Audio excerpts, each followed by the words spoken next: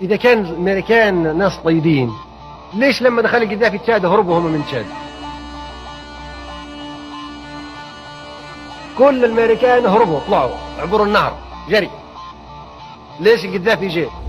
معناها في شيء. انتم كانكم ناس طيبين وكانكم فرق سلام، ليش خايفين؟ هذه معناها هذه مخابرات، جواسيس، CIA.